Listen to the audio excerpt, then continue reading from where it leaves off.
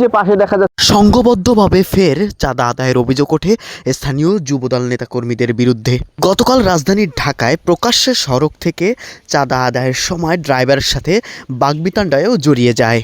ভুক্তভোগী ড্রাইভার জানায়, পৌরসভার নামে চাঁদা আদায়ের কথা জানালে তিনি কাগজ দেখাতে বললে তারা কাগজ দেখায়নি, বরং মোটা অঙ্কের টাকা চাঁদা দাবি করলে ড্রাইভার তা প্রথমে দিতে অস্বীকার জানায়। ড্রাইভার জানায়, একজন প্রথমে চাঁদা দাবি করলে তিনি দিতে অস্বীকার জানায়। এক পর্যায়ে বাগবিতণ্ডার পর তারা 7 থেকে 8 জন জড়ো হয়, অর্থাৎ সংঘবদ্ধভাবে চাঁদা দাবি করে। পরক্ষণে এক পর্যায়ে চাঁদা দিতে বাধ্য হয় বলেও জানা যায়। ভুক্তভোগী ড্রাইভার জানায়, চাঁদা দিতে অস্বীকার করলে প্রাণনাশের হুমকি দেয়।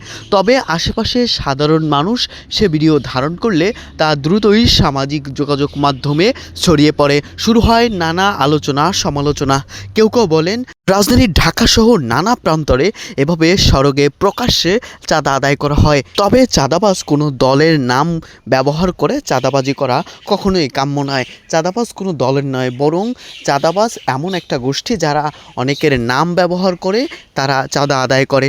তবে আমরা যদি সচেতন থাকি এবং এই চাঁদাবাজি করার সময় সঙ্গে সঙ্গে আশেপাশে থাকা পুলিশ সদস্য অথবা 999 ডায়াল করলে পুলিশ সদস্যদেরকে সঠিক তথ্য নিশ্চিত করতে পারলে চাঁদা থেকে আমরা মুক্ত পেতে পারি। এমন নানা কথা সামাজিক যোগাযোগ মাধ্যমে ছড়িয়ে পড়েছে।